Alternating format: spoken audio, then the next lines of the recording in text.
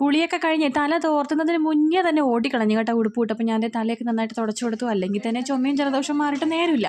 ഇനിയിപ്പോൾ തലയിൽ വെള്ളം തന്നിട്ട് ഇനി വേറെ അസുഖം വരുത്തണ്ടല്ലോ എന്ന് കരുതിയിട്ട് അപ്പോഴത്തേക്ക് എൻ്റെ അമ്മ കുഞ്ഞ് ചാളാപ്പം കൊടുത്തിട്ടുണ്ടായിരുന്നു കേട്ടോ. ശനിയാഴ്ച കൊണ്ടുവന്നതാണേ.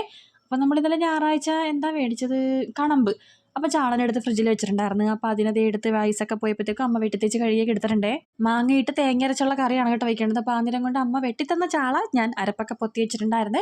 അമ്മ മീൻകറി അടപ്പത്തോട്ടാക്കിയിട്ട് അപ്പുറത്തോട്ട് പോയിട്ട് അപ്പോഴത്തേക്കും ഞാൻ ഗോവയ്ക്കാനെ താളിച്ചെടുത്തിട്ടുണ്ട്. അപ്പോൾ നമുക്ക് ഇതിനിടയിൽ തന്നെ നമ്മുടെ ഗീവ് അവേ വിന്നറിനെയും കൂടെ സെലക്ട് ചെയ്തേക്കാം. കമൻറ്റ് പിക്കർ ഉപയോഗിച്ചിട്ടാണ് കേട്ടോ സെലക്ട് ചെയ്തേക്കുന്നത്. റസിയ റഹിമാണ് വിന്നർ.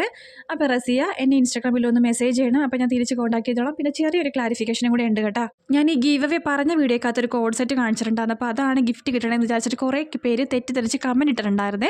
അല്ല, ഒരിക്കലും അല്ല കേട്ടോ. അത് എൻ്റെ കഴിഞ്ഞ ഗീവ് അവേ വിന്നറിൻ്റെ ഗിഫ്റ്റായിരുന്നു. ആൾക്കത് കിട്ടുകയും ചെയ്തു കേട്ടോ. എനിക്ക് പേഴ്സണലായിട്ട് മെസ്സേജൊക്കെ അയച്ചിട്ടുണ്ടായിരുന്നേ. ഓണത്തിനടക്ക് പുട്ട് കച്ചവടം എന്ന് പറയണ പോലെ ദേ എൻ്റെ മീൻകറി, മീൻ വറുത്തതും ഗോവയ്ക്ക കറിയൊക്കെ റെഡി ആയിട്ടുണ്ട്. ദേ ഒരാൾ കയറിയിട്ടുണ്ട് സഹായത്തിനല്ല ഉപദ്രവത്തിന്.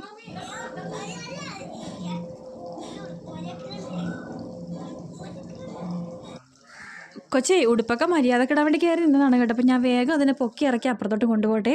ഇല്ലെന്നാണെങ്കിൽ അടുത്ത കുരുത്തക്കേട് ഒപ്പിച്ച് വയ്ക്കും. അപ്പോൾ അത്ര ഉള്ളൂ. ടാറ്റാ.